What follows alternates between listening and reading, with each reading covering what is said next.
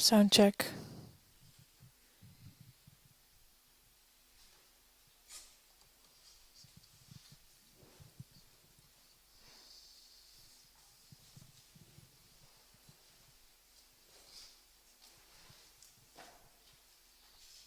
Sound check.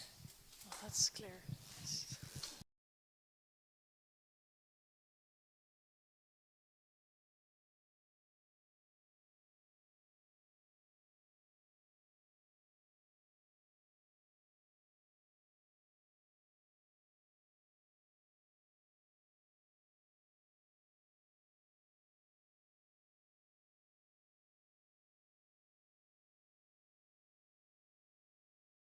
Yes, I can.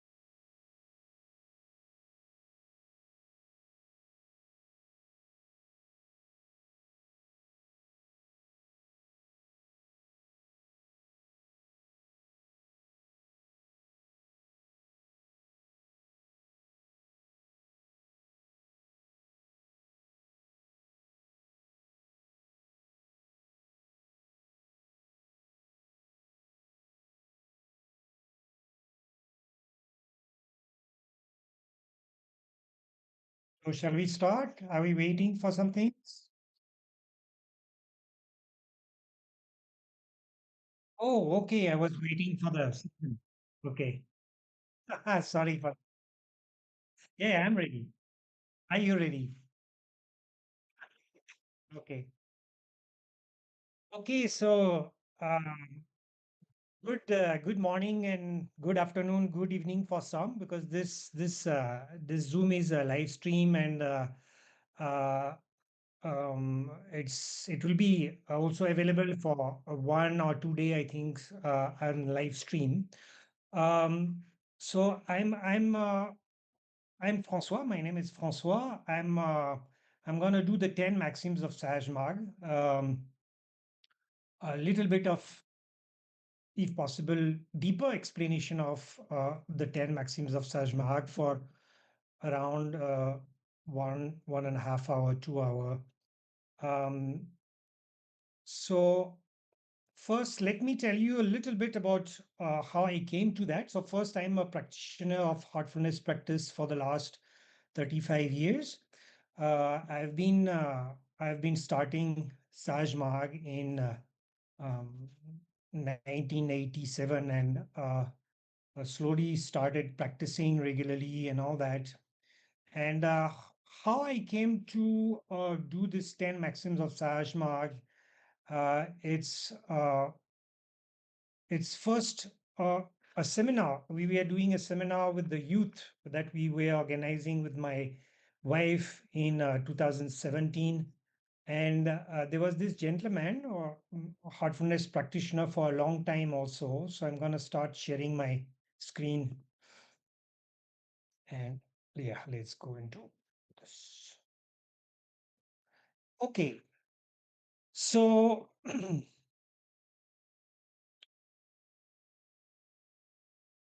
yeah. So the 10 maxims of Sajmag, as you know, is first and foremost, one of, I would say, the pillar of the complete works of Ramchandra Volume 1, which is, I will say, almost the basics of Sajmag, Babuji Maharaj, where we have this compilation of 4 books in this complete works of Ramchandra Volume 1, Efficacy of Raja Yoga Towards Infinity, Reality at Dawn, and commentary of the 10 maxims of Sajma. So, um, first, a little bit of why this book is so exceptional, why this commentary of the 10 maxim is so crucial, is so central in our tradition of Sajmarg. uh, I am quoting Babuji Maharaj himself in Complete Works Volume 4 when he say, I am quoting, the book commentary on the 10 maxims of Sajmarg deal with the dynamic relationship between God and man. It has been written from a very high seat of superconsciousness where reality is revealed only through vibration. In it, you will find originality right from the beginning till the end. This is my masterpiece. Read it again and again. You'll find each word and each sentence commendable. So I found this quotation from Babuji later, and this is how I understood, that I mean, for those who know a little bit, who are practicing for a few years, know who is Ramchandra Babuji Maharaj, like you know, in terms of quiz as a master in our tradition, himself saying that, this book, commentary of the 10 maxims, this is what we're gonna talk about for the next 2 hours. Um, he say this is my masterpiece, and this is a very special books. Uh, Again, for those who know a little bit about Babuji Maharaj intercommunication in autobiography of Ramchandra, he also, I mean, there is also part of the commentary of the 10 Maxim which have been directly, given in those intercommunication with Lalaji Maharaj, his own master, and Swami Vivekananda. I'll come back to that on specific maxims. So this book is available. I've shown you the different edition, 10 Maxims of Sahaj, the blue version, then the gray version. This is the one I have, and complete works of Ramchandra, which is a collected edition of these four books. As I said, Efficacy of Rajaga Yoga, Reality at Dawn, Towards Infinity, and this commentary on the 10 Maxims of Sahaj. Now, giving you back how it came and what are the reference, let's first go back to how I sort of fell into these 10 maxims, because I really fell into it in the sense that it is my book, my reference books, in the sense I'm reading it constantly.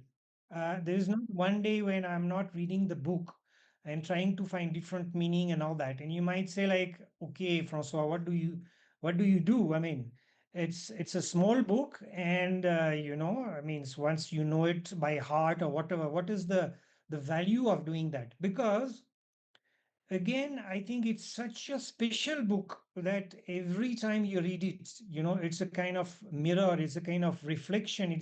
You find new meaning, you find new, and every day, I must say, for the last almost 5 years now, I find different meaning, different depth, different understanding, you know, and with this book.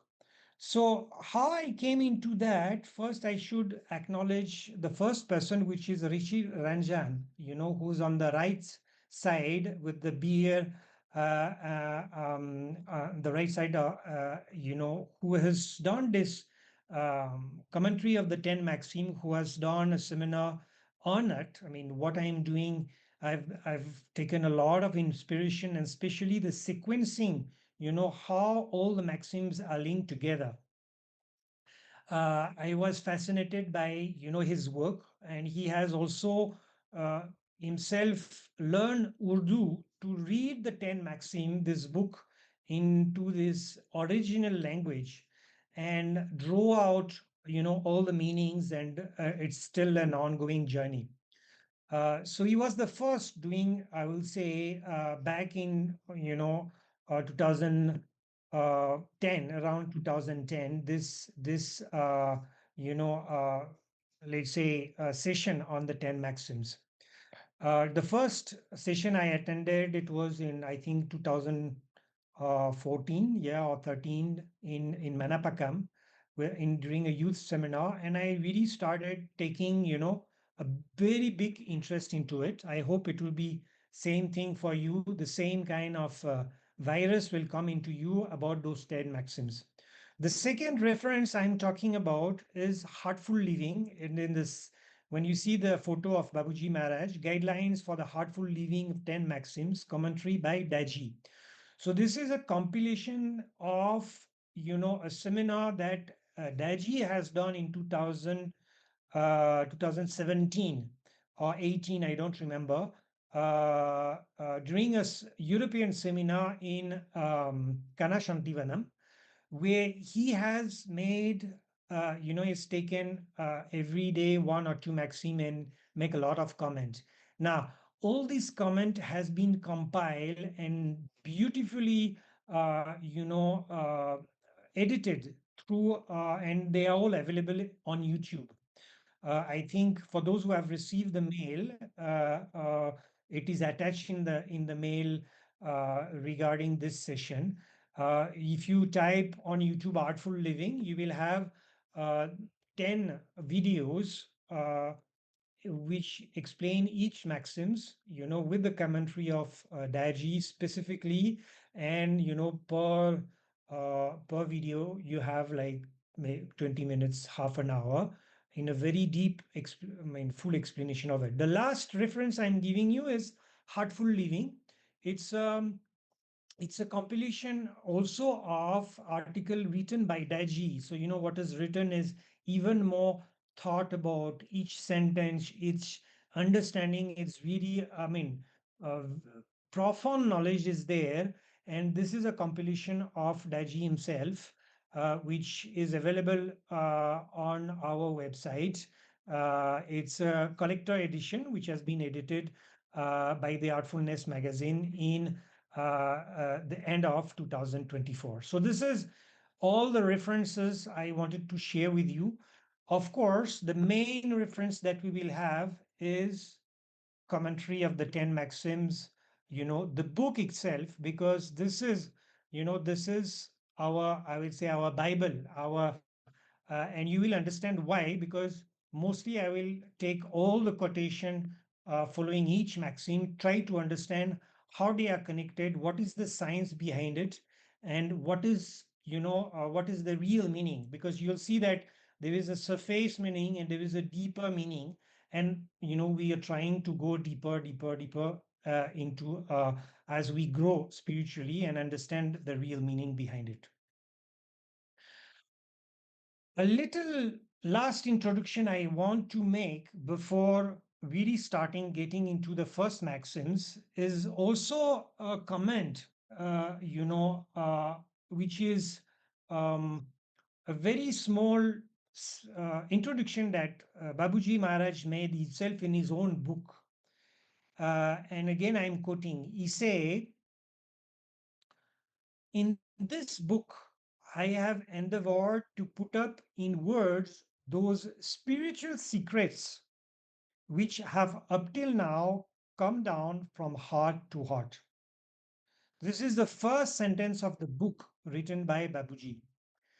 So again, I'm saying Babuji himself, being who he is, saying that this is the first time in the, I will say, human history that spiritual secret has been written down in words, because before they were given from heart to heart, the tradition in India from disciple to from guru to disciple, where the guru were he's always scanning first, choosing his disciple. Being a disciple is a privilege. It's not, nowadays, it's not like you just, in our tradition, take tree sitting and it's just you've been introduced. Before, it was not the case. Master, to be a disciple of a master, you need to qualify it. So those spiritual secret, first time in the history that those spiritual secret has been written in words. And Babuji continue that, he say that true love cannot be expressed by words. This is the very reality which is inexplicable in any way. So he say, I have limitation, of course, in words, because we should try to reach the real spirit of the maxim. Word will be a limitation, the expression of word, the understanding of word. But he say, please ignore the defect of expression of language and try to profit yourself and make other profited, help them to understand also. We'll come back to this at the end also. Okay, so are we ready to start with the first maxims? Yes, get and plunge into it. Great. Okay, so what are the first maxims? What is the first maxim of Sahaj Mahag? What is all about? The first maxims being, yes, yeah,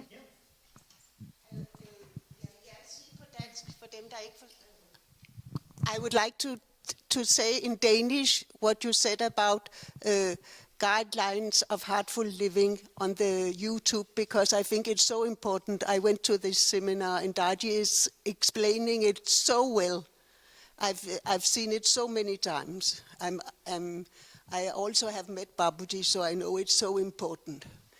Jeg vil gerne sige til jer alle sammen, at dem, når I kommer hjem, så gå på YouTube og se Guidelines of Heartful Living. Der er 10 forskellige film på en time hver, der fortæller om bogen, og det er Daji, der fortæller det, og det er simpelthen så godt. Jeg har mediteret i mange år, og jeg ser dem igen og igen og igen, fordi jeg lærer så meget. Og jeg har også læst bogen, så jeg vil virkelig anbefale jer det, fordi det er så essentielt. Stop. Thanks a lot, sister. Yes, I think, this, we always remember ourselves that we are a living tradition. We have a living master, and we need, and that's why I gave those references as, the true references, of course, the original references, and the understanding, the interpretation should be understood, should be listened, of, from our living master. He's taken great care into giving us, the condensed format in written. So he took time, to really think about it. And of course, in this compiled version also of YouTube, where he naturally, commented, how it came. So yes, these three, I will say, references that we can keep on coming and coming. But I will suggest that once you have gone through the Heartful Living magazine plus the YouTube, go directly to the original source, because you will see that this is where, you can really go into the meaning every day, every day, every day. And you're true in saying that, you're right in saying that sometime when you're stuck, it's really good to go back, to some commentary of Daji or some video that he has made, to sort of fluidify our understanding and connecting the dots. But keep, this as the Bible, and you will understand why. Because, Babuji explain each and everything in a very scientific purpose, in in a way which is like, he explained himself in the state of super consciousness. With the autobiography of Babuji is maybe one of the book where you can plunge into, sort of grab the condition in reading the book. This was my experience. Okay, so let's start with the first maxim. So what is the first maxims? And okay, I'll share my screen and put the first maxims, so that we can read it. And the first question I will ask this: how many instruction there is in this maxim? Because this is most probably the longest maxims, the more rich, and maybe also the maxim will spend more time into explanation of, its science and its meaning. So I'll I'll put the maxim and try to read how many instruction there is in this maxim number one. So I give you 1 minute.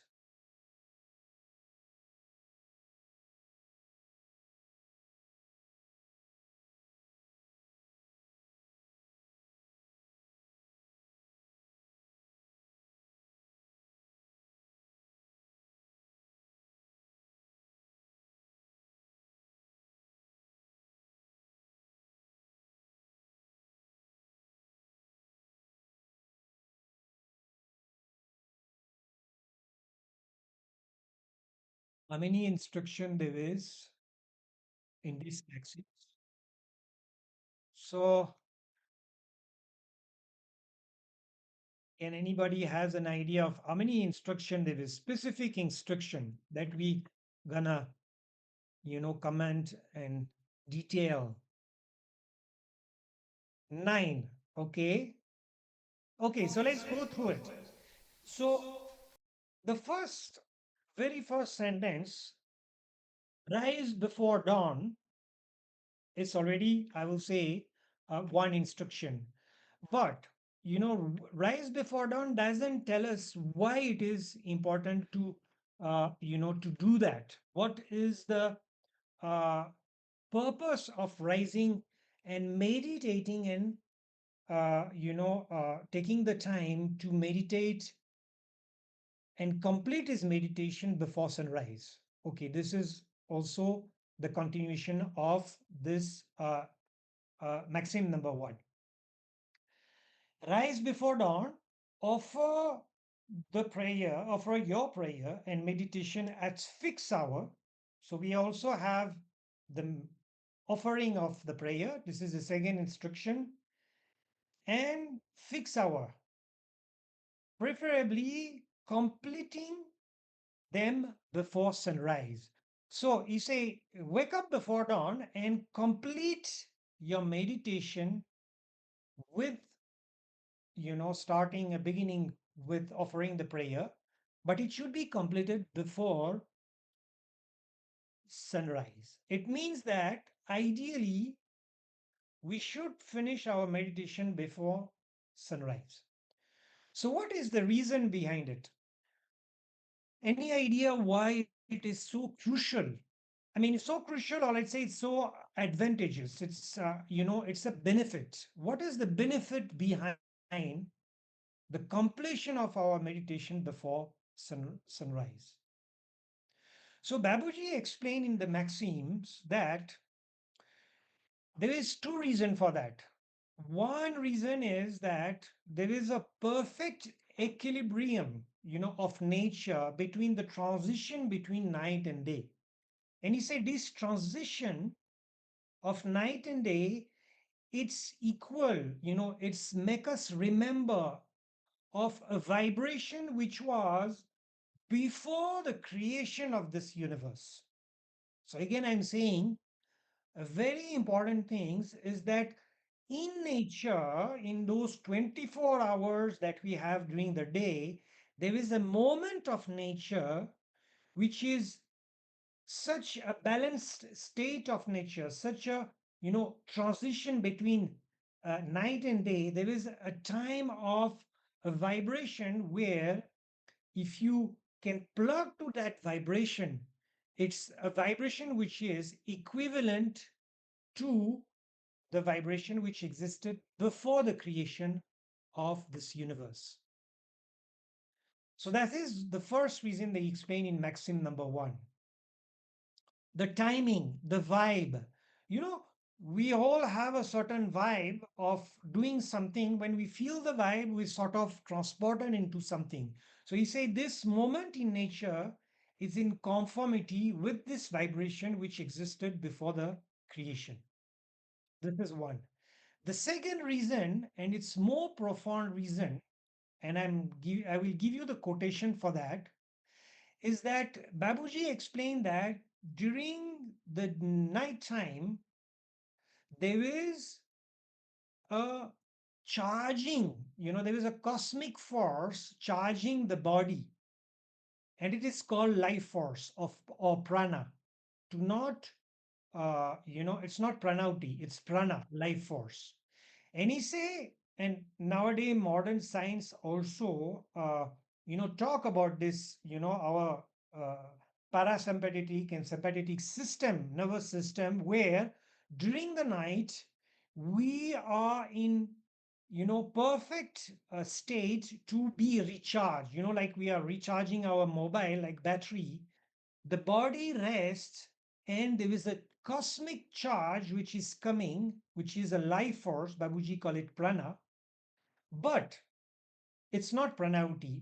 And Babuji add, and I would like you to listen carefully to this quotation of Babuji, where he explained why we should meditate before sunrise. He say, it is not the energy. So I'm quoting. So this is from volume 4 or so. He say it's not in the maxim, but he explained it. How pranauti can be nicely supported by prana. So I'm quoting, it is not the energy of prana, this is exercise in transmission. So he say pranauti is not prana. It is not the energy of prana, that is exercise in transmission. As some people wrongly think, instead, it is the energy of sat, so this transmission, or the ultimate principle, infinity, which is used through prana. So it is used through prana. So what Babuji say is that pranauti, it's like prana, we are getting the cosmic shock during the night. It's natural. It's for, 10 hours of charging. This is called life force. This is called prana. And he say we can plug pranauti in the last moment of this night. It's like there is prana, it's like a vehicle. It's like pranauti is boarding the train of prana for the last part of the night. So he say it's better to meditate before dawn. He doesn't say it's compulsory. I'll come back to that. But it say it's favorable. Why? Because we have this movement. It's like you walking with the wind in the back. It's nicely pushing you. The pranauti will have some help because pranauti and prana will be together. So obviously, if we want to get the best advantage of this time, we should, meditate 1 hour before it's night. Because afterwards, we are, the system is reversing our own system. We are changing from sympathetic to parasympathetic, I mean, the opposite. And also the natural flow of the prana, the natural flow of nature is also getting inverted. So if we can finish our meditation, we'll have two advantages. One is this vibration, which is very similar to the time of creation. So we will get a feeling of that vibe because it's a moment of balance of nature, and at the same time, we will have prana naturally getting into us, and pranauti by the act of meditation will nicely board the train of prana and will benefit it nicely, smoothly, like wind in the back. Okay, so we can reread and see how many instruction we have here. Rise before dawn and offer your prayer and meditation at fixed hour, preferably completing them before sunrise. So you see, there is another instruction here. Offer your prayer. Can we start straight away by meditating? No, we need to offer the prayer. So we cannot start with the maxim number 1 and starting meditation. We need to go to maxim number 2. This is 2 is all about prayer. So you see how the first, maxim is already linked with the second maxims, is that we cannot start meditation before offering prayer and pray. We'll see how to do prayer and what is the purpose of prayer in maxim number 2. But one more things in this 2 sentences, which has to be also clarified, is that Babuji is saying meditate at fixed hour. And if you know about Daji's life, uh, he said, I somehow could not manage to meditate before dawn, but I was very regular in my timing. 7:30 I used to meditate. So there is hope for all of us who are not meditating and getting up before sunrise and completing and all that. Even though it doesn't mean that we don't understand the benefit of doing that. So what Daji is saying, try to start meditation, fix, at the fixed time, because he say it's also a scientific understanding of the bio clock, our bio clock. Like we all eat, for instance, breakfast at 8 o'clock. We'll have certain habits, and after we age little bit, we always have this, eating habits going. We have a kind of rhythm. Of course, getting up is one of the big rhythm. We all have this, grandparents who are always getting up and have the same routine at the same time, because, after some time, the body is so used to do things. So Babuji is saying, fix hour. Why? Because you are creating this habit. You are encoding in your bioclock, in your physiology, in your body, the fact that you're meditating at a fixed hour. It means that the moment you will, reach, for instance, if we take the reference of Daji, his time was 7:30. 7:30 was the time for meditation. So nowadays, what Daji say? He say try to fix the time and try to slowly getting it backwards. 7:30 maybe to start with, or 7, and go back in time slowly by the years of practice to fix it, and follow Babuji's instruction to complete it before sunrise if possible. Okay, so this is the benefit of maxim number 1. Explain why we should complete before sunrise, why we should get up, of course, before sunrise, meditate at a fixed time, and offer the prayer. We'll see in maxim number 2. Now, if we continue the maxim, what it says, we continue the instruction. He said, have a separate place and seat for meditation. So, what it means, why having a separate place for meditation? Babuji explained very, again, specifically why it is so important to keep a place for meditation. He say, man, and I'm quoting, man possesses power which he has derived from his thought connection with reality. When one resolves to do things, the connection link between the thought and the words become intensified, and one begins to draw power from the real source in accordance with the strengths of his thoughts. That's the quotation of Babuji in maxim number 1. Again, I'm saying the first sentence of it. He's saying man possesses power which he has derived from his thought connection with reality. And when he resolved to have, to do something, there is a power which is being developed, which is being, released.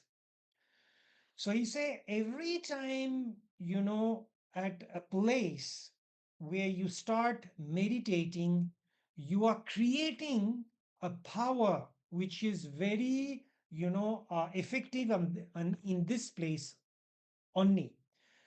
And he gave reference also to how, sages in India have been charging place of pilgrimage, how churches have been charged. We all know, even in our, I would say, European, or let's say Western tradition, where you enter a place like a church, there is a kind of vibration. Why? Because it's been created with what? With the thought power of people coming into the church with a certain sense of sanctity, feeling of purity, dedication, love, prayer. All this is creating an atmosphere. So Babuji is saying that have a separate place because this place will be charged. You will charge this place yourself because every time you sit at this place, you are meditating. You are in a certain spirit. It's your place for meditation. So when you sit in that place, meditation will happen because it's charge. So you see, fixed place and fixed time. We already have two very strong things about our bio clock with the fixed time. My body is telling me 7:30 or 7 is the time for meditation. Now, when I sit at that place, it's my place of meditation. It's already charged. And then he's adding, and I'm continuing the maxim, he's saying, as far as possible, develop the habit of sitting in one and the same pose. He's adding the third key for meditation. And here he is also describing that the way you sit, the asana, cross leg, it's a very favorable position to meditate. But he say, listen, he doesn't say in the maxim, sit in this asana. He explained what is the best asana. In the same way, he explained why it is favorable to meditate before sunrise. But he say preferably, if possible. But for asana, he's saying the same. He's saying, this is the best posture, but if you prefer to sit in a chair, always have the same position. Same one and the same pose. Because again, he's referring to the scientific, connection with the body and the mind and the spirit, in the sense that the moment I will sit in that position, it's my position to meditate. I am sitting maybe on the chair, but in a certain way, with my hands, with my legs. Of course, he's explaining how the back should be straight, because if the back is not straight, the divine flow cannot nicely, get into, alignment. So back should always be straight, but he say the fixed pose is very important. The way you sit in a fixed fashion. So now we almost have all the ingredients. The fixed time, the fixed place, which is charge, and the fixed pose. I'm always sitting in the same way. Because my body is, remember, this is my position to meditate. When I am sitting in that way, meditation is happening. Now, the last and not the least recommendation that Babuji is giving, I'm finishing the maxim. He say, give special attention to purity of body and mind. And here I think maybe is the least understood explanation that Babuji is giving, because, and myself the first, for many years I've been meditating, waking up in the morning, okay, getting a little bit, on all that, and just boom, going straight into meditation.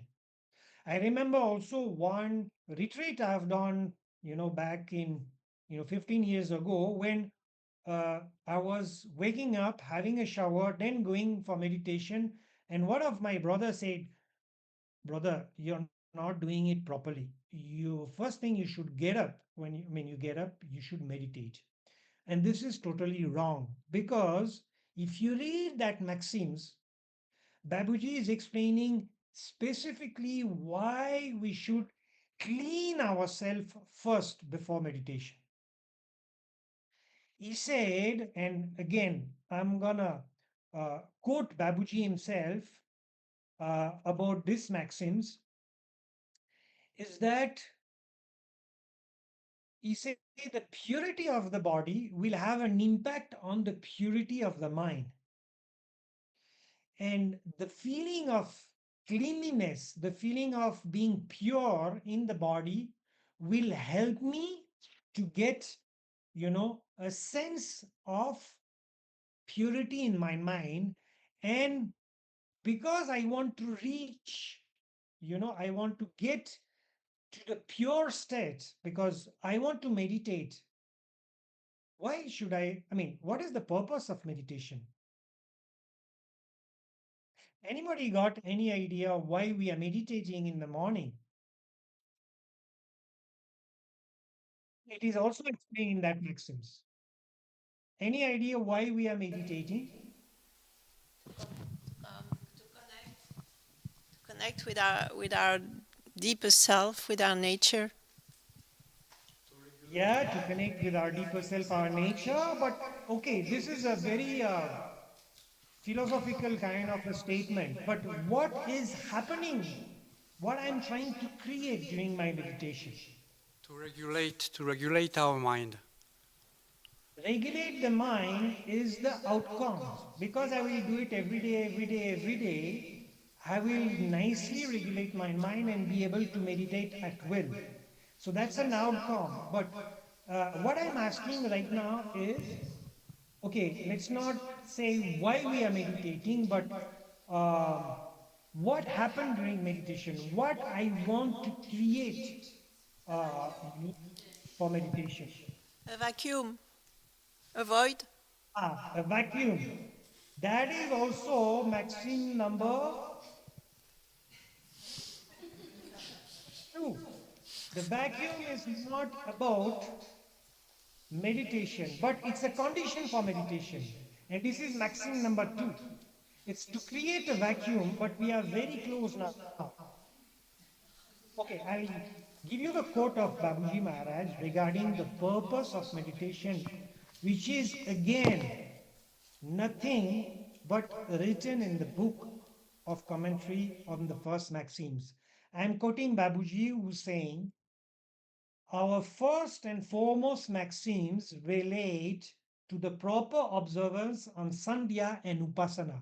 Okay, Sandhya is the right time, and Upasana is the act of meditation and making a puja. I mean, practicing. And listen now, by following it, we begin to draw in power which we have to finally attain in due course.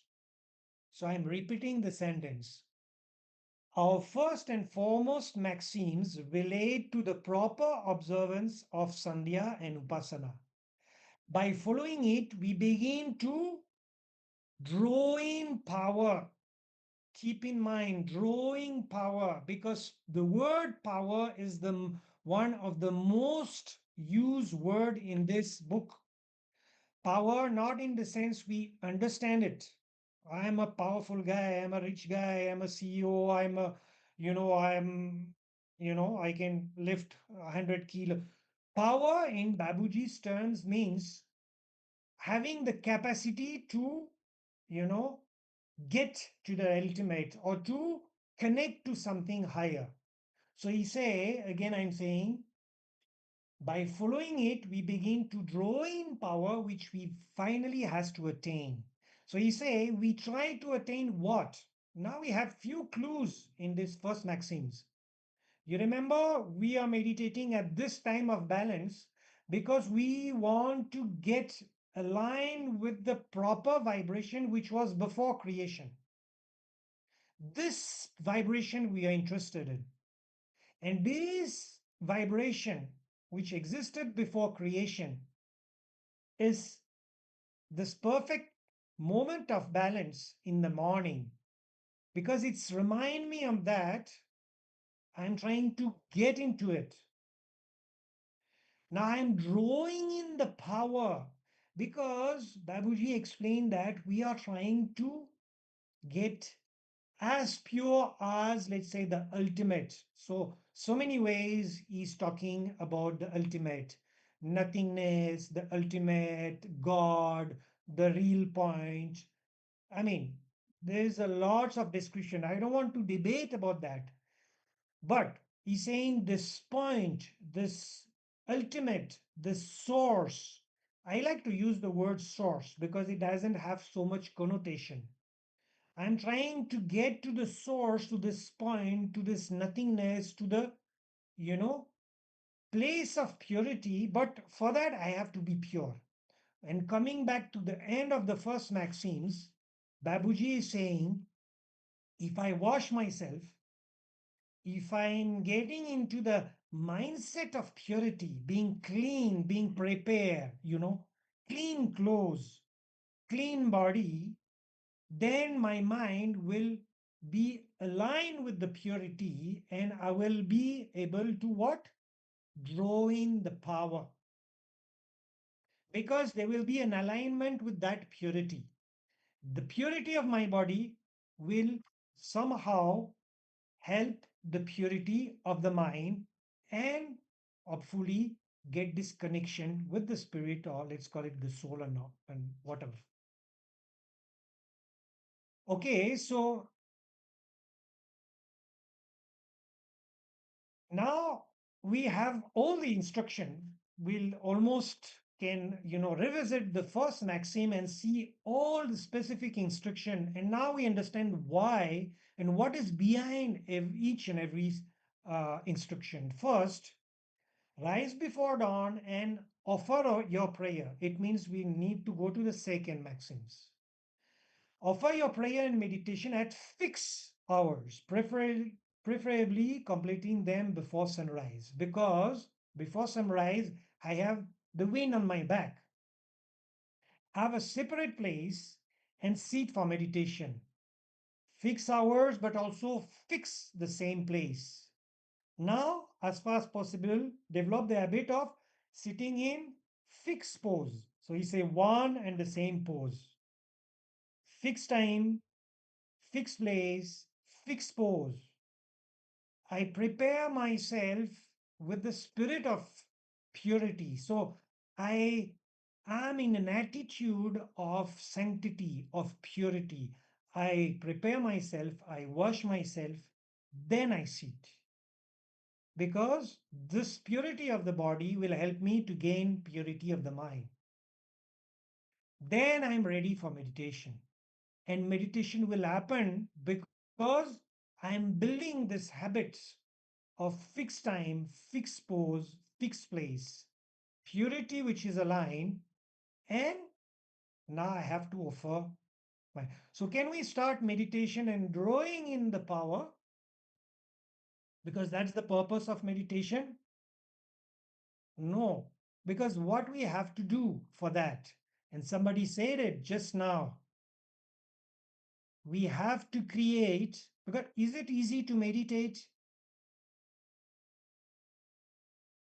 No, it's not. Why? Because we are so, in our own life, I get up, I already think of my work, my family, my problems, and all that. So Babuji is saying, first prayer. So what is the prayer?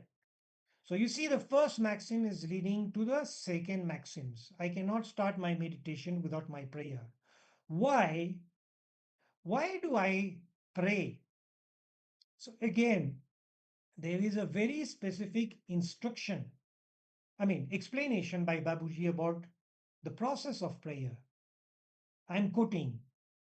He say, the reason, so first the maxims, begin your meditation with a prayer for spiritual elevation. Offer your prayer in such a way that the heart is filled with love.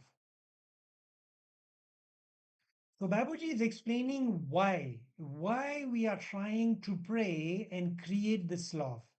He say, and I'm quoting, the reason why prayer should be offered with a heart full of love and devotion is that one should create within himself a state of vacuity. Somebody spoke about that. A vacuum. I should attract, I should, suck in the power, draw in the power. For that, I have to create this vacuity. I have to create the vacuum, a state of vacuity.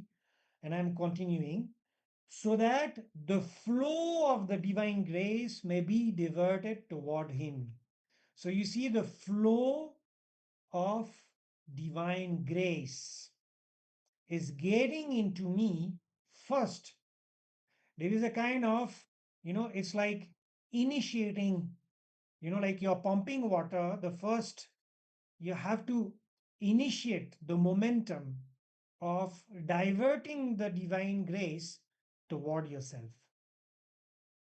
And Babuji is adding also a beautiful poems in this maxim. He's saying, "O you thirsty for the divine intoxication, empty your heart for the purpose, for the head of the bottle of wine bow downs only over an empty cup." So he's saying is your heart is already full with your life, with your problem. I get up in the morning, I am already get into the, into my professional life, my family life, my problem, my health issue, or blah, blah, blah. My heart is already full of that. My life is already full. So he say, first you should empty your heart. And how to empty your heart? By the mechanism of prayer. Because the mechanism of prayer is an attitude, is a kind of creating a vacuum, is by saying, the prayer. Now, what about the prayer itself? Everybody knows the prayer, I guess. So, what is the purpose of the prayer? Is to create that vacuity. It's to create the vacuity for us. Yes, I am François starting the meditation in the morning, so I should pray, oh Master, because I want to start my meditation. Yes, no. See, this is the funny thing about the prayer. It's not a prayer for ourselves, it's already a universal prayer. Why? Because Babuji is specifically using the word. Because for many years I was meditating or I was praying, starting like, oh, I'm praying, oh, Master, you are, oh, I'm full of wishes and blah, blah, blah, and all that, and please, and blah, blah, blah. Okay, I'll go to. But specifically, Babuji is explaining also, I mean, is just stating in the prayer itself that I'm not praying, you are the real goal of human life. I am slave of wishes. No, we are slave of wishes. You are the only God and power to bring me up to that stage? No, to bring us up. So you refer already to a kind of community, or let's say us. Is it the humanity? Is it our Sajmak family? Is it, the spiritual people of that planet? He's not giving explanation. There is some kind of, I will say, clues in Daiji's commentary of the second Maxims on YouTube. Look for it, where there is a very specific, address. What are we addressing when we say, oh, Master? Is it God? Is it easy to address a master? For those who are starting meditation, oh, Master. It's not easy. So, the beauty of this second Maxims is that when you're starting, you say, and especially in the West, we are a little bit disturbed by this sense of prayer, especially if we don't believe in God. A God, okay, I don't believe in God. Where is God? I have never seen him. I don't know who he is. What we are talking about? Is it the God of religion? This, that? Is it a principle? Is it infinite intelligence? Now we are talking about this word, infinite intelligence. We don't want to talk about God. What is this God that, I don't know, I cannot relate to it? And that's the beauty of the sequence of the maxim where Babuji is saying, okay, is it easy to pray to a master you don't know? Or even if you are addressing to God, oh God, you are the real goal of human life. But who is this God? Then Babuji is introducing what? The third maxims. The third maxim, which is what? Stating, fixing the goal. Maxim number 3 say, fix your goal, which should be complete oneness with God. Rest not till the ideal is achieved. So you see, the beauty is that Babuji is explaining during maxim number 2, the prayer, that we should create this vacuum, this love, this devotion. The idea of the master or the God has been introduced, but in a way, it's not really clear in the sense that how do I do that? How do I create, this impatience, this craving that he's talking about? It's like, for those who want to be rich, you know, do I want to be rich to have only a bank account number with lots of numbers on it? Is it the thrill of my life? I open my bank account and I see, $1 million and I'm happy about it? No. The real happiness is because I have this $1 million, it give me things that I can do. So if I dream of a black Mercedes, I'm not interested in the money on my bank account, but I definitely, uh, I'm definitely totally interested in the black Mercedes that I want to buy. And these money can buy the Mercedes. That's why I'm interested with the money. Otherwise, why to have money? Why to have, you know, I'm not excited about the money itself. Even if I have it in cash, and this room is filled up with cash, what will I do with that? I am excited by the goal, by what I can do with that. And Babuji very beautifully explained that if you're not fixing the goal, you cannot create the craving. So if I am not having the goal of the black Mercedes of buying, I don't know, maybe my dream is to give, I don't know, to anything. But I cannot have the craving for the money. I can have only the craving for the goal.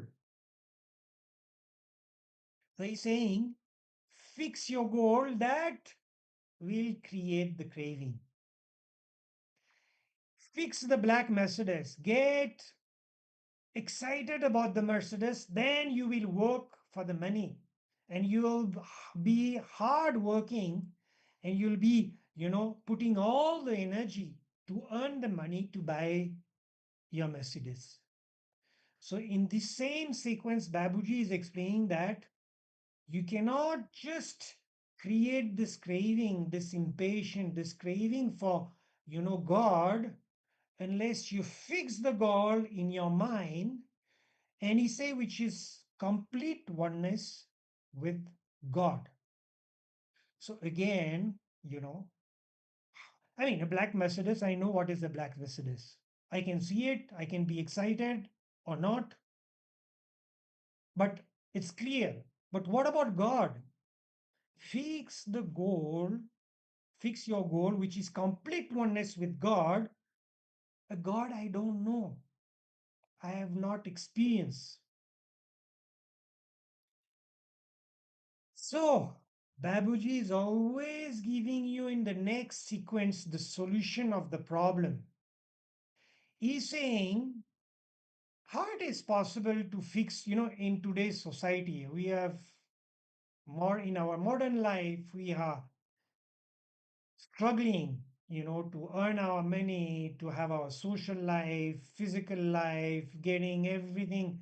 You know, how easy it is to fixing a goal which is complete oneness with God. I mean, doesn't make sense. So he say, please go to the next maxim. And what is the next maxim? And I think the next maxim is the most misunderstood maxims of Sajma. Anybody remember what is the maxim number 4? Simplify. Yes? No?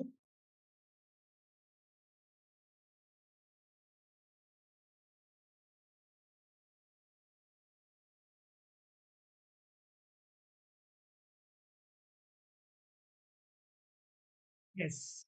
Simplify your life. So, Babuji is saying simplify your life so as to be identical with nature. Now, we all think, oh, yes, our life is so complicated. I have to take care of my parents. I have to take care of my children. I have to take care of my business. I have to take care of my house, on my car. I have this. I have to all that now I'm on internet, now intelligence artificial and blah blah blah. And my life is so complex. So I should live a simple life. Oh, so what it is in India is I sit under a tree, and I do nothing. This is simplicity. This is not at all the simplicity that Babuji is talking about. Babuji is saying that simplicity is the quintessence of nature. It's a principle. It's a simplicity. It's like life is simple. Make it simple. The principle of simplicity will help you to reach the goal. And what is this principle of simplicity?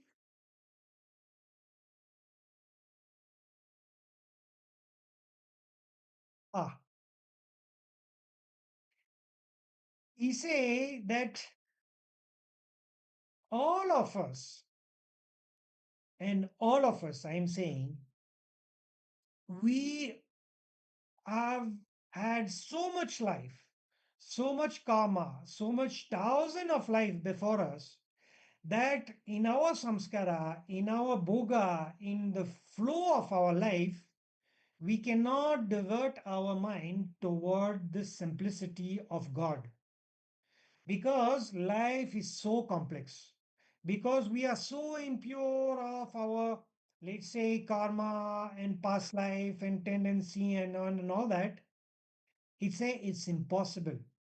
So I'll quote Babuji Maharaj in that maxim, this maxim of simplicity. Listen carefully to what Babuji is saying. He's saying,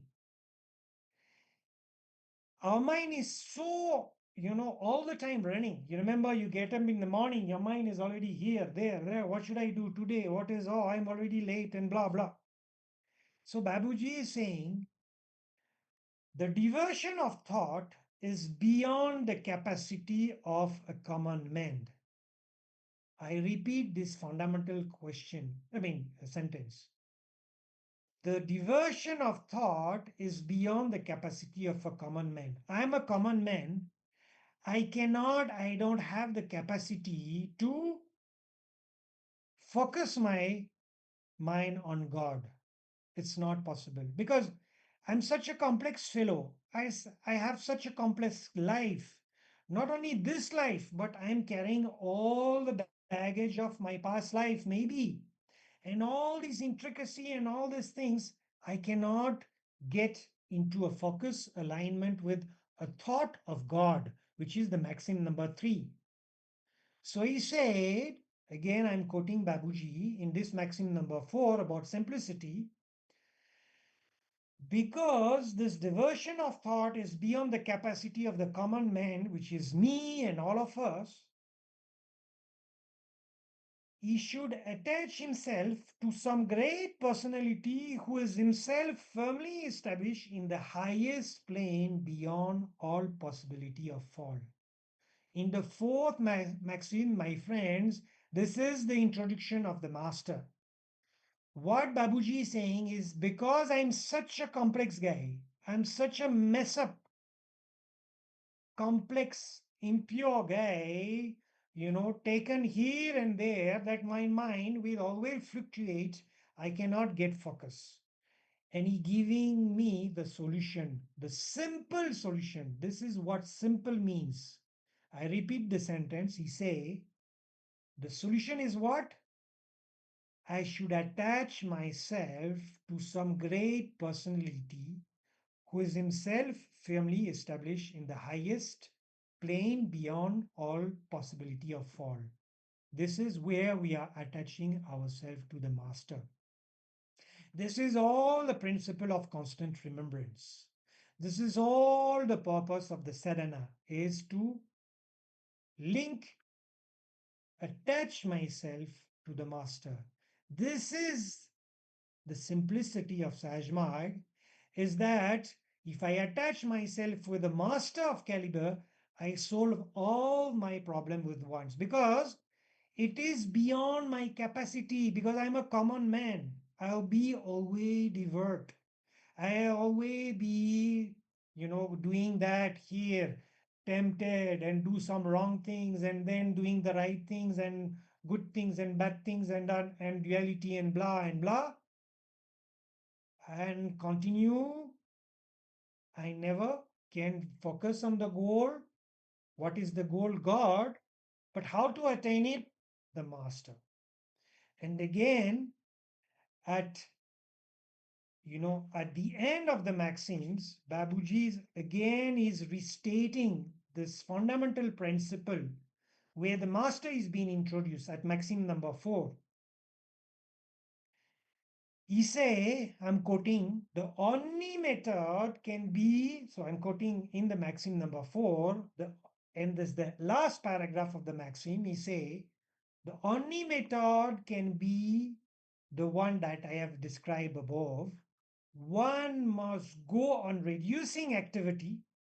So it's also reducing activity, it's trying to simplifying my life. But shaking off all superfluidity that have enter in my body. So what is superfluous? For the purpose of shattering the individual network.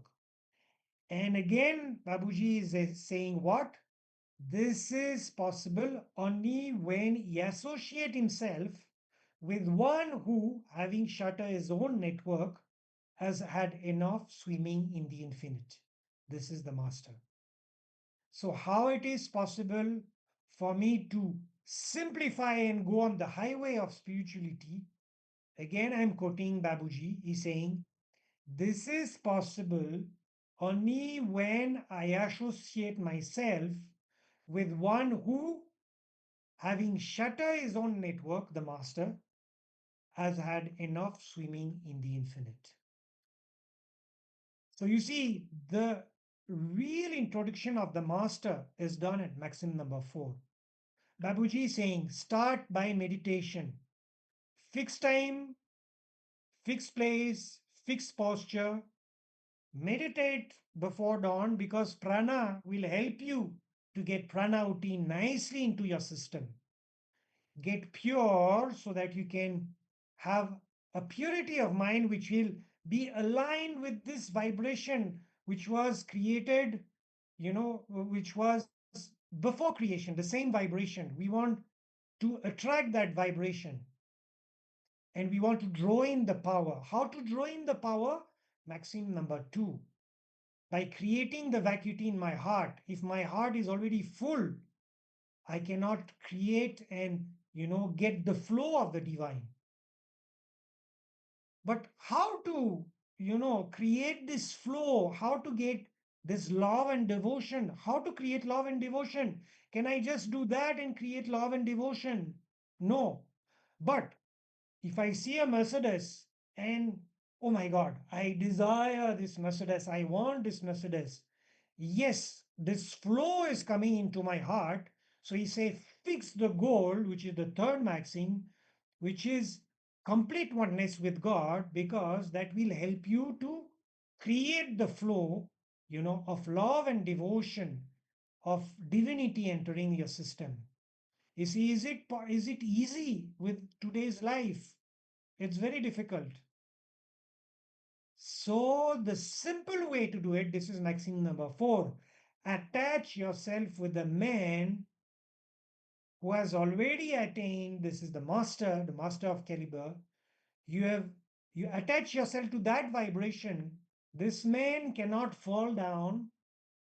He's already at the highest. If you attach yourself with him, you will be capable of diverting your thoughts. Otherwise, you're common man, you cannot do it. It will not happen. So now we have the meditation, we have the prayer, we have the goal, and we have the master. Now, what is coming into the picture? Myself. And this is maxim number 5. Now I can bring myself and sit at the feet of the master. The maxim number 5 is saying what? Always be truthful, accept misery as coming from God for your own good and be thankful. So Babuji is explaining in a beautiful way what is truthfulness. He said truthfulness is acceptance. It's a total acceptance. It's a man, I'm quoting Babuji in the first sentence of the maxim, he say, it's a man who exclaim spontaneously, it is as it is. I am as I am. You are as you are. It is as it is. The reality is as it is. I accept it as it is. But first, I have to accept what? Me. And this is truthfulness. This is where Babuji say, first sentence, truthfulness. So this definition of truthfulness, according to Babuji, I'm quoting, truthfulness really imply the sense of presenting one's own self in its true colors. Because if I'm not presenting myself in my true colors, in sitting in at the feet of my master, I cannot start the journey. You remember, I want to meditate. For that, I need prayer. For that, I need to fix the goal. For that, I have taken the master. The simplicity of linking myself with the master, which is maxim number 4. But now I have to sit at the feet of my master, but only if I'm truthful. If I'm not truthful, I sit and I say, oh, I'm this, I'm François, but I'm an MBA and I'm this and I'm that and I'm great, or I'm not great, or I'm a poor sinner, or whatever. You know, all these things that I want to appear as, I have to withdraw it and say, I am as I am. Because Babuji is saying, if you cannot accept the whole creation of God in which you are part of, what are you going to do? You're not accepting God if you're not accepting His creation. You're part of His creation, but you're not accepting yourself. You say, oh, I'm not enough that, I'm not this, I'm not as good at this and that. So you're not accepting the creation of God because you're part of this creation. So you see, truthfulness means I am accepting myself first as I am. Babuji saying, it is as it is. I am as I am. The problem is that we are not accepting ourselves the way we are. I'm not saying that, it's I'm François and I'm a nonsense and I should accept myself as I am. Yes, doesn't mean I'm perfect, doesn't mean I cannot change, doesn't mean I have not a lot of defect, but first I accept myself as I am. Because if I am not accepting myself as I am not accepting the creation of God as a 360 degree, which start with me. I say, oh, this world is so wonderful, it's so beautiful, God creation, this is fantastic. But I am very bad, I'm not good, I'm not, I'm a mismatch in this creation of God. It doesn't make sense. It is as it is, I am as I am. So this is the maxim number 5. The introduction of acceptance of the creation of God through myself. Now I have accepted myself. Great. What about my wife? What about my kids? What about my parents? What about my friend? What about my boss? No, no, I accept myself as I am. I'm part of the beautiful creation of God. I'm François. I accept myself as I am. But I open my eyes, I see my wife, I say, you're not the way you're supposed to be. So that's the problem. That's the maxim number 6. The real acceptance of myself. First, maxim number 5. Be truthful. But the next one, and you see this beautiful thing that Babuji is saying is, he said the moment we accept ourselves as we are, as the creation of God, part of the creation of God, and we are truthful, he said we enter the sphere of devotion. We enter the sphere of devotion. And the meaning of devotion is not devotion towards the master.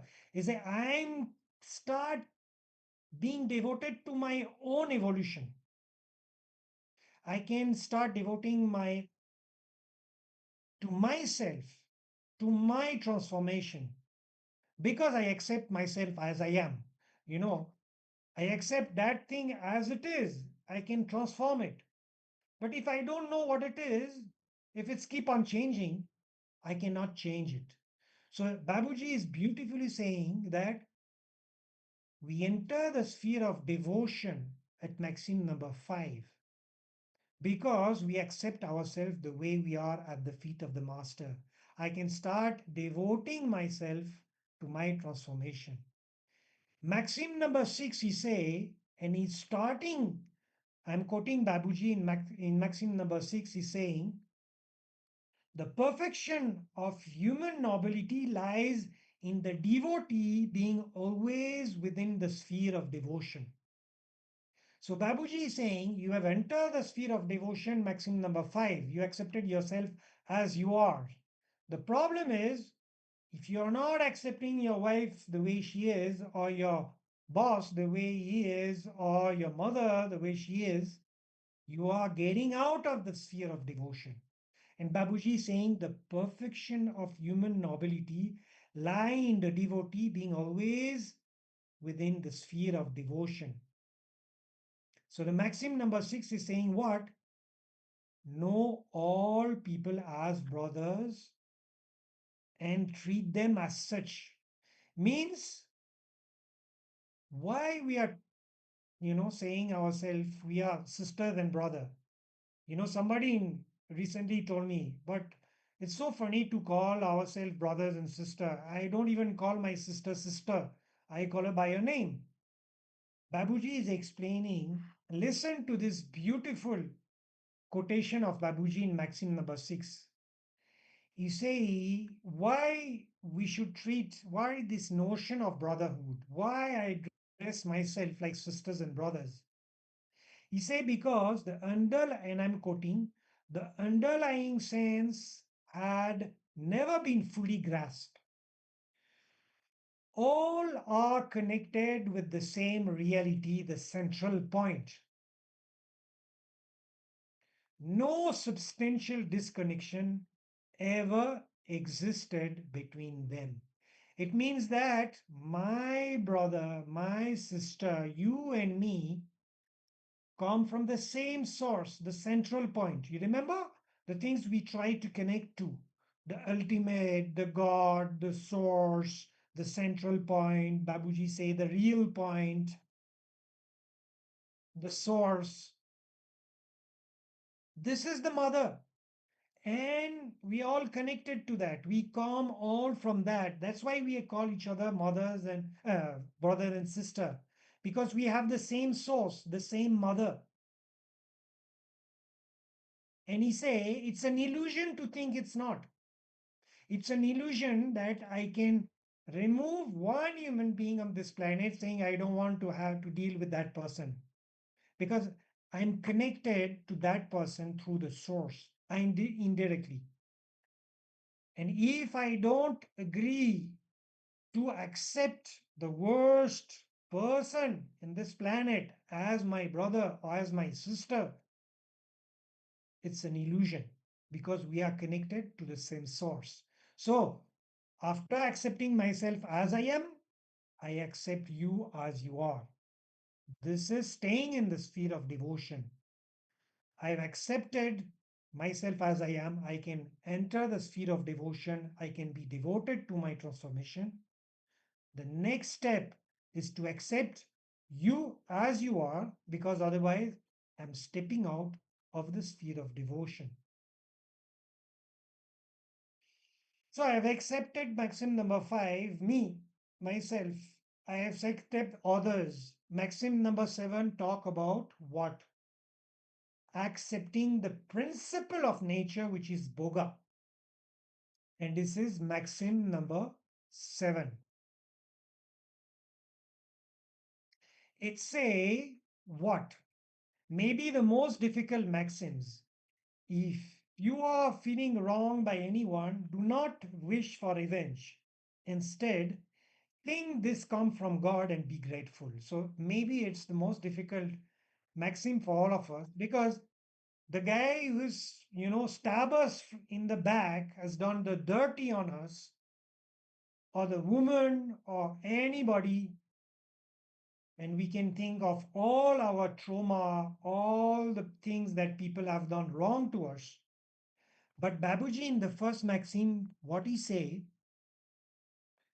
is a killing sentence. If you're ready for that, you'll be sorry to hear it afterwards because there's no compromise in that sentence. He say,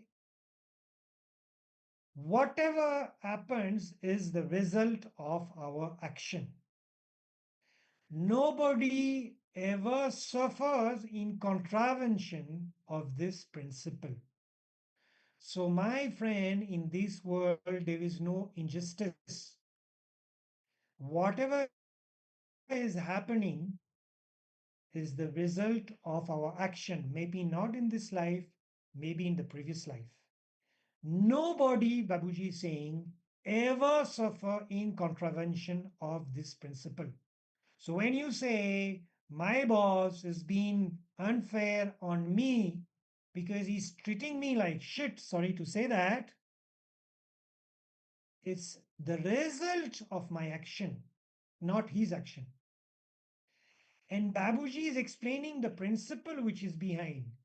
He say, and I'm quoting Babuji, as a rule, nature want to keep everything pure and crystal clear, just as it has originally come down from the beginning. It said the principle of Boga, the principle of suffering, the principle of my boss being torturing me every day is because nature want to keep me pure. It's the principle of Boga which is applied on me because nobody ever suffer in contravention of the principle. Which principle? That I have created that situation myself. Maybe not in this life. That's why I feel this injustice. But maybe in some other life. So he say, what my boss is doing, not only you should accept it, understand it is nature's way to make you purer, to make you clean. But he say at the end of the maxims, instead think, you should be grateful. Because if you're not grateful, you don't understand what is this man is doing for you. You don't understand that this wrongdoing, this suffering is actually make you purer and purer and purer. It's helping you to go towards your goal, towards the purity. So you see, acceptance of myself first. This is being truthful. This is maxim number 5. Number 6, I accept others as they are. Maxim number 7, I accept the principle of Boga, where my suffering is make me purer by a natural way, is helping me naturally. Then how can I become more pure because of my wish? My boss is harassing me every day, is torturing me, is making me purer every day. Now, how can I myself get purer? This is maxim number 8. And it's maxim about the food. Babuji is stating in this maxim number 8 what?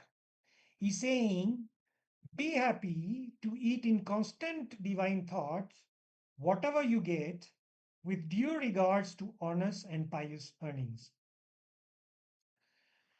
So, in that little sentence, Babuji is explaining afterwards in this maxim the 3 level of purity and 3 level of, you can say, body, mind, and spirit.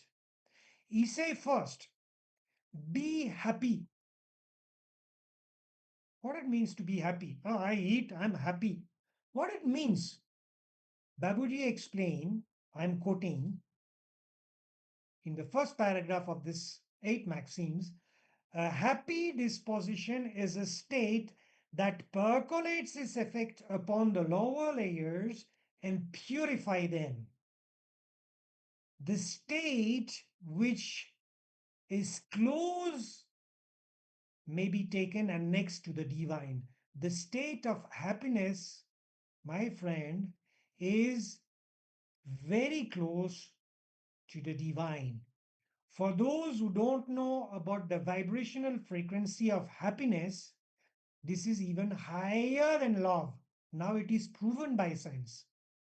If you read that book, Force versus Power from Dr. Hawkins, he's telling you that the vibrational frequency of happiness is higher than the vibrational frequency of love.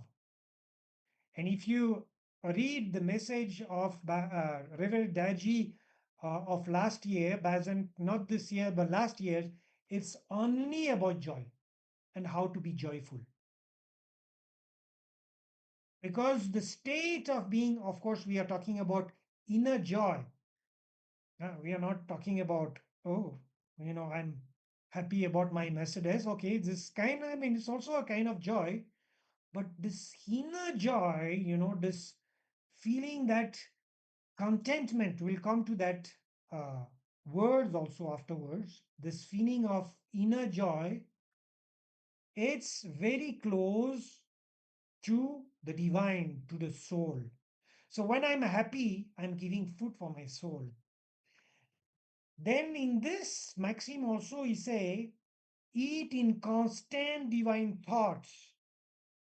In this maxim, Babuji is explaining that if you keep divine thoughts, you're charging your food, you're giving also purity, and you're giving food to your mind. Divine thoughts is the food for the mind. Happiness is divine food for the soul. And pious and honest earnings relate to the feeling of purity, a little bit like the first maxims. I prepare myself to be clean, to meditate. In the same way, when you earn your money in an honest and pious way, in a clean way, it's pure. What I'm doing is pure. I'm doing a good service. I'm earning my money in the good way. I'm selling a good product. I feel clean. There is a sense of purity. It's nourish my body. So Babuji is saying, one, to nourish the purity of the body, it is honest and pious earning. To nourish the purity of the mind, this is divine thoughts. So I'm eating in constant divine thoughts. And I'm being happy because happiness is the food for the soul. So you see how to increase happiness. This is increase purity. This is maxim number 8. Now we are coming almost to the end, maxim number 9. And maxim number 9, it's about, if you read Artful Living, Reverend Daji talk about this maxim to be the leadership maxim. I have created a lifestyle from maxim number 1. The moment I meditate, I get up in the morning. In the way I connected to the prayer with love and devotion, I'm connecting with my goal. My whole life is directed towards the divine, the God. For that, I have attached myself to a master. For this purpose, maxim number 5, I accepted myself as I am because I should start with that. Now I've closed my eyes, accepted myself the way I am, even though I might not be perfect. I am fully conscious of who I am. I don't try to be somebody else. Then I open my eyes and I see my boss. And I say, yes, he is the way he is. And he's harassing me every day. This is maxim number 7. This is for my own good. It's make me purer.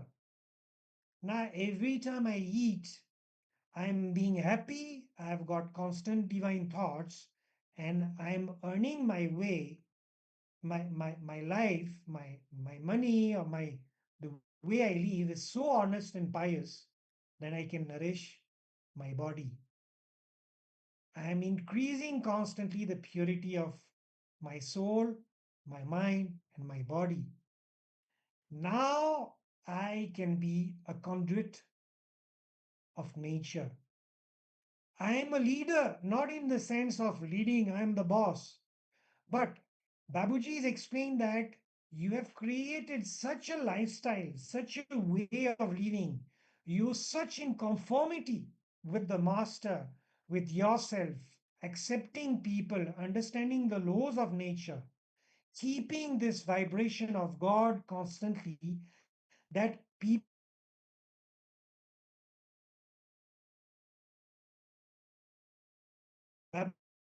reward you.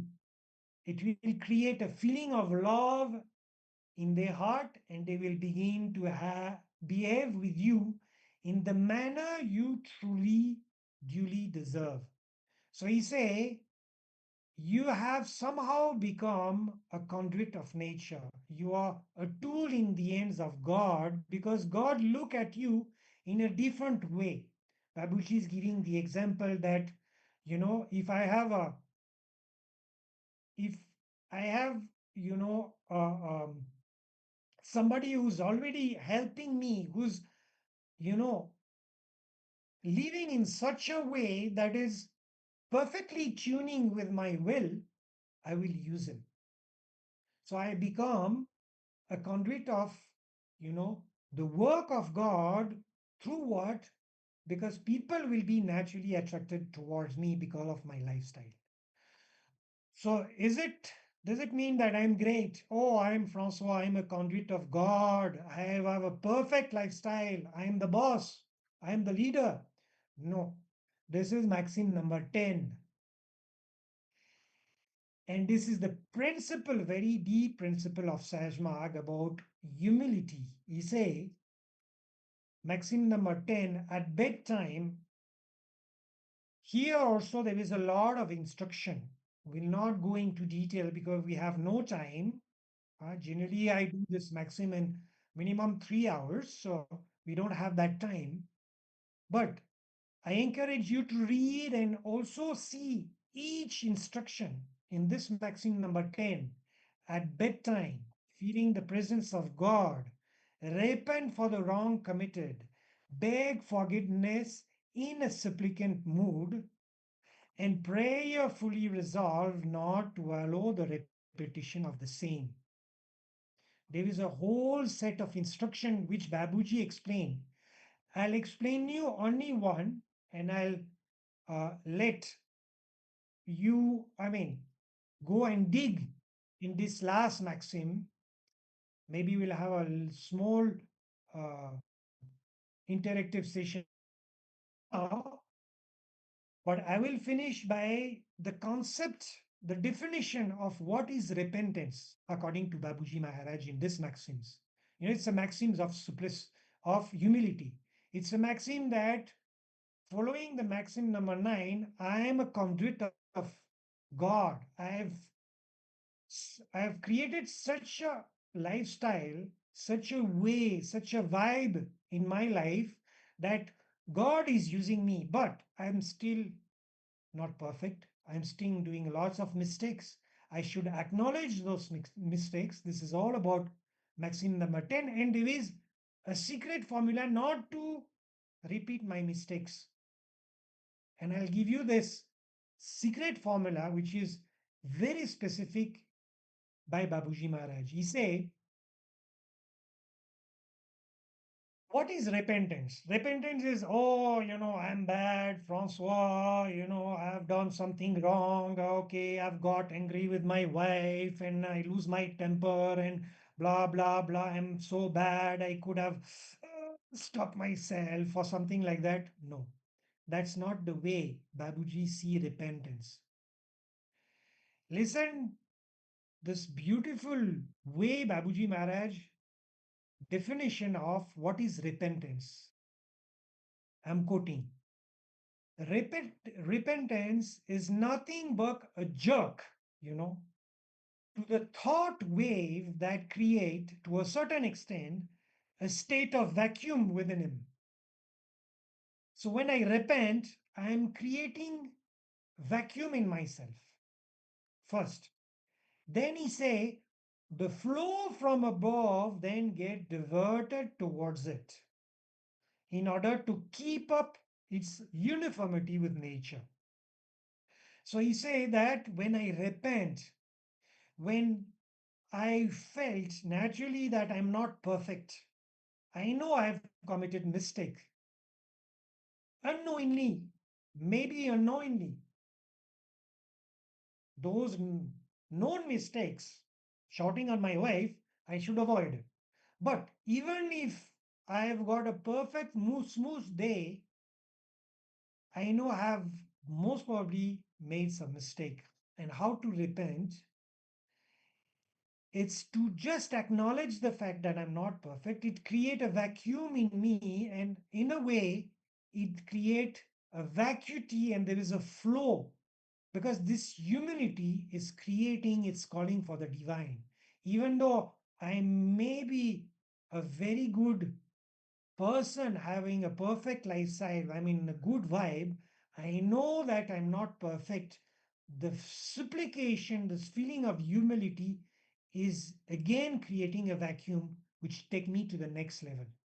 And then Babuji finally give us the formula not to repeat the mistakes, because he say if we are doing the mistakes is because we are restless, we are not contented. So he say, and I'm quoting, the next phase of devotion now come, which caution him against the repetition of the wrong, how to not make the same mistake tomorrow. And listen to this sentence, maybe is one of the best takeaway of this session today. He say, it appears in forms of repeated prayer to the great master for granting him a state of contentment to serve as a safeguard against repetition. So what Babuji is saying in this sentence, he say, you should pray to the great master. You see, the great master, when Daji is talking about the master, he's talking about Chariji.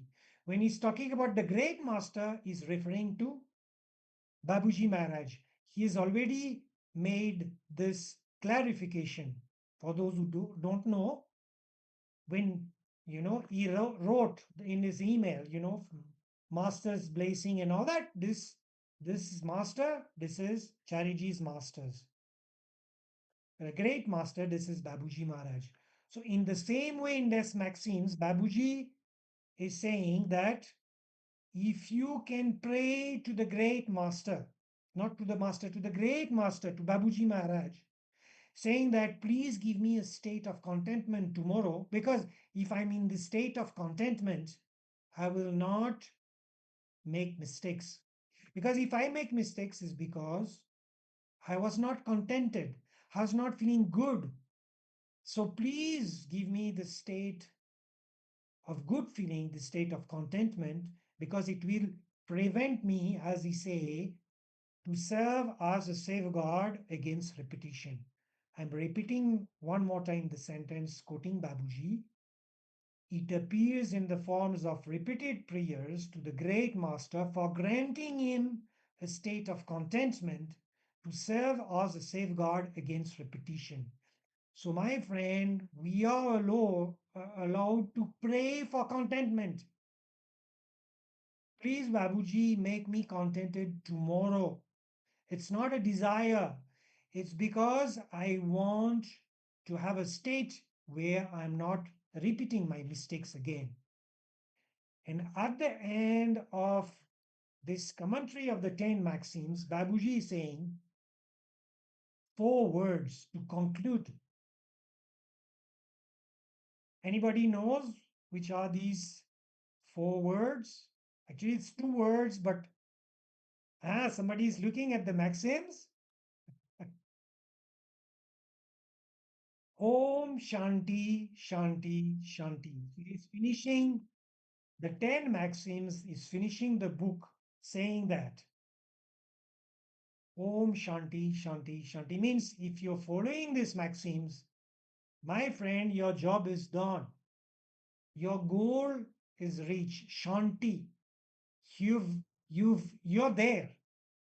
Not that you have achieved whatever condition or spiritual condition, but By practicing those maxims, you don't have to bother about anything else. Shanti. Om Shanti Shanti Shanti. Mean peace. Shanti means peace. And home means in a way you've reached the goal. Home you have. So you see, you have started meditation, you have started drawing the power. How to draw the power? By offering the prayer, because you need to be in a state of vacuity. How to be in the state of vacuity and to create this craving by fixing the goal, the black Mercedes. I want this. I want to be one with God. How to be willing? I mean, is it simple to be one with God? God that I don't know? I have a master. This is maxim number 4. Simplify your life, remove what is useless, but tie up with the man, with the master of caliber, which can, by the simple act of association, finish your job. Now you enter the sphere of devotion. This is maxim number 5, because you accept yourself the way you are, because you're part of the creation of God. You accept the entire creation of God, including you. But it starts with I am as I am. Maxim number 6, you are as you are. I accept you as my brothers and sister. 7, I accept all my suffering because it's make me purer. How to get more pure by myself? This is maxim number 8. By being happy, feeding my soul, feeding my mind with divine thoughts, feeding my body with honest and pious earnings. If I've complete all that, I'm ready to be, I've molded my life, in a way that people are attracted to me. This is maxim number 9. And maxim number 10, I'm acknowledging the fact that I need progress. I need to continue. I need to repent. I've done mistakes. I pray to the Master to give me the next day a state of contentment which will prevent me to do those mistakes. And with all that, Om Shanti Shanti, I follow the maxims, I follow the secrets of Babuji Maharaj regarding, you know, let's say, evolution of my consciousness, reaching the goal, reaching God, being a conduit of nature. We can go on with, language, doesn't matter. We are there because we are following what Babuji Maharaj say, being the secret, spiritual secret that has been given to mankind for the first time in their history in this book. And coming back to the very beginning of this book, you remember the first sentence where Babuji is saying, in this books, I have endeavored to put up, in words, those spiritual secrets which have up till now come down from heart to heart. At the end, he say, please ignore the defect of expression. Please also ignore my defect of expression. This is only my interpretation of the maxims. You have to go and read the book. You have to, like Babuji say, again I'm quoting Babuji, try to reach up to this the real spirit. Forget the words, forget the book, the real spirit. Ignoring the defect of expression and language. And I'm quoting Babuji, be profited. And also now, my friend, help other to be profited by it. This is Babuji's statement. Once you have understood the maxims, you, for your benefit, try to help other to get benefited by those maxims. And again, a little bit of reference regarding that maxims. In maxim number 1, Babuji is making a very strong statement. He's making 2 statements. I'm quoting Babuji. I have written this. So he's talking about this book, the 10 Maxims. This is here. He say, I have written this only for those who are well advanced in spirituality. And again, he's saying, this book has been written not for the novice, but for those who are highly advanced in spirituality because it contains the spiritual secrets. So you have, you know, where are the spiritual secrets are now. I hope I have given you enough thirst to go for it directly and indirectly, you know, through the comment of Daji, Heartful Living, and also through this maxim for those who like to see a YouTube video. But don't forget that everything is written in that. Now you can read it and absorb and understand the real science, the real why we are doing what we are doing as heartfulness practitioner. Any question from that?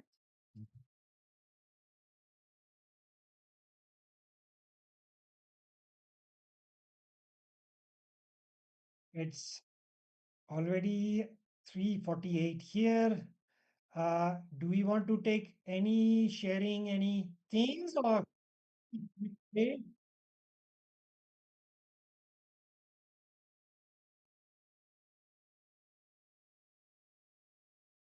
Yes.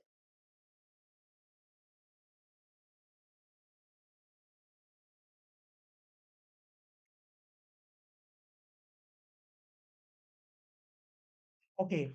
Prana is the life force. So Uh, if we if we summarize it, summarize if it, we if we simplify it, simplify it, we we accumulate, accumulate, you know, you know, we we accumulate accumulate life life force, which force, means which is like, like, you know, you know, we we prepare prepare our our body, we body, we accumulate accumulate some some life life force force that we that we need for need the for day. the day.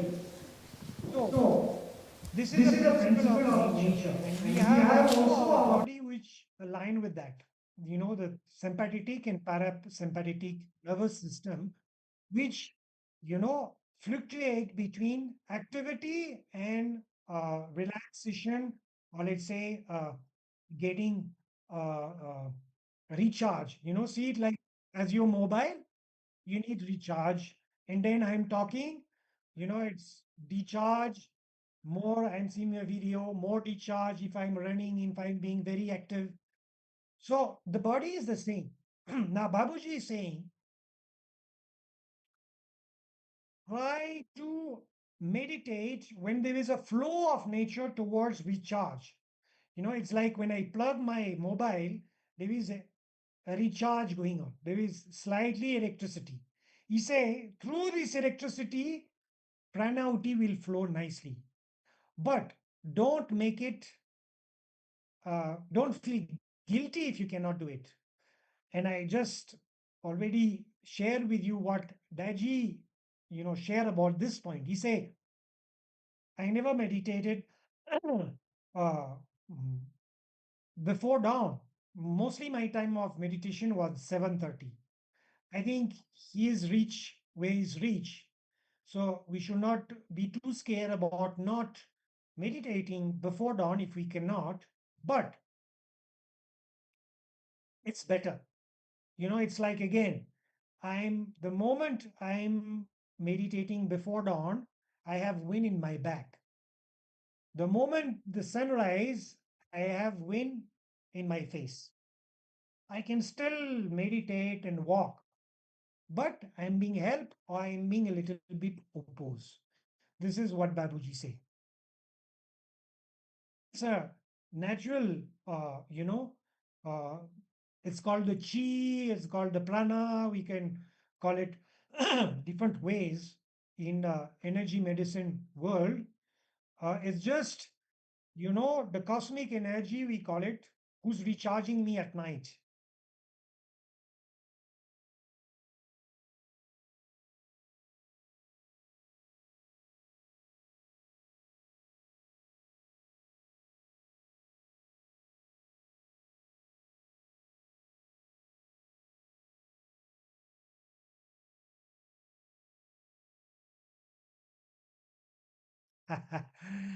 See, I knew this maxim is the most difficult one.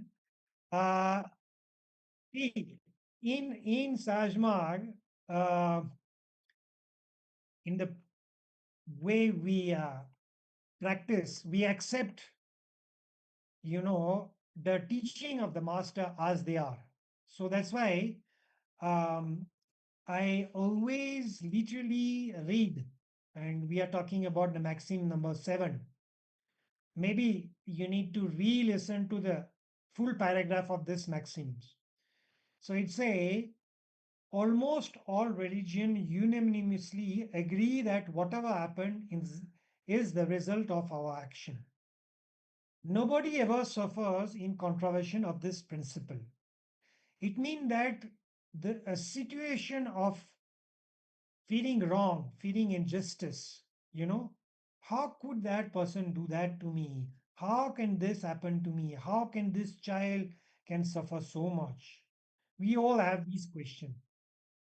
But it's just a principle of boga that we have to accept. Now, does it remove us from some humanity, some common sense, some no?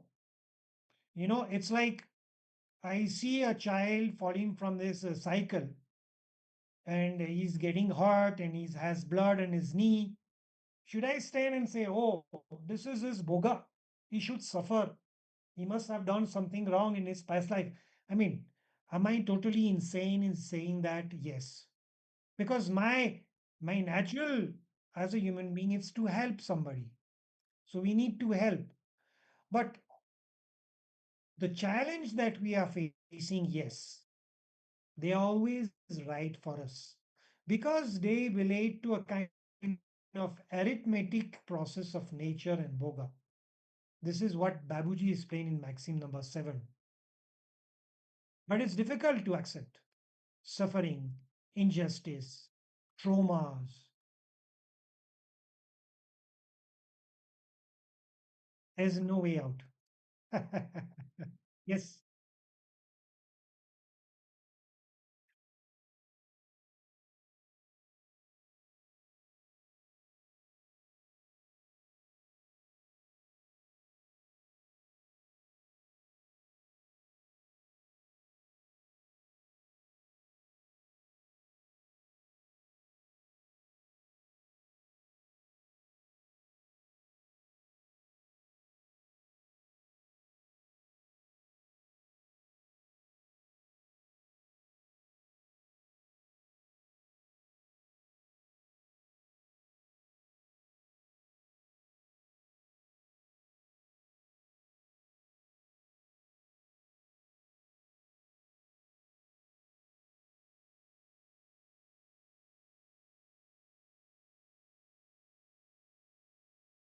Yeah, yeah, yeah. Totally. Yeah, yeah, yeah. This is normal. We are human beings, and we have a certain capacity to understand things. What Babuji is saying is that he's talking about the fundamental laws of nature.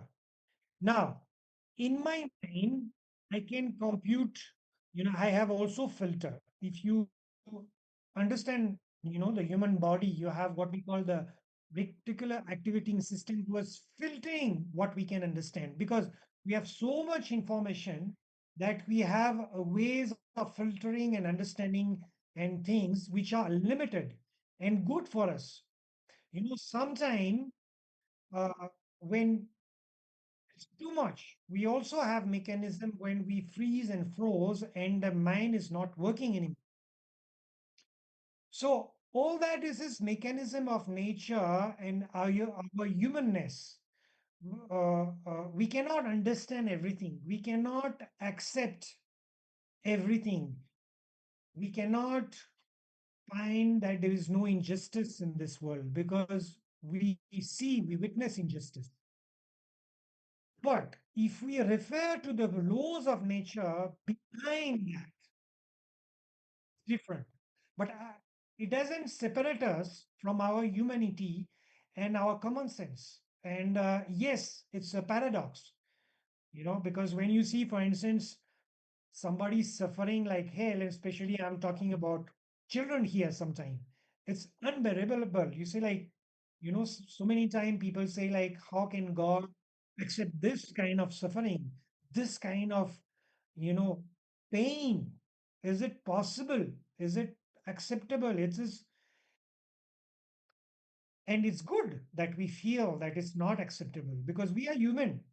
Again, if I go too much towards the laws of nature, I become a kind of intellectual stupid guy looking at a child falling from his bike and saying, it is his boga, it is his samskara, it is his karma. Let him cry and suffer.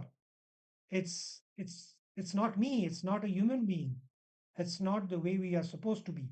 So these paradoxes are there, but the fundamental laws of nature is being explained in this book. Go back to it, and you need to understand, what are the laws of nature and what it goes. It helps us to understand, but it doesn't remove us from our humanity. I mean, hopefully not. We, it's normal to have all these paradox, and this paradox of acceptance. Yes, I think we're gonna stop here. It's already 4 o'clock. Is it okay? Thanks for all of you to come in person in the meditation hall to listen to that and give me this opportunity to share the 10 maxims that I encourage now you to go and buy and read and study like Daji is saying. We should not, the work of Babuji Maharaj should be studied. It should not be read. It should be studied, and all of those also who are online. I know that this has been broadcasted also on YouTube. So uh, thanks for all of you to and see you soon. I'm also doing it in French tomorrow for people in Vrads also tomorrow. And well, have a good day and enjoy the maxims from now onwards and share it if possible for those who have not understood or just don't know that it exists. Thank you.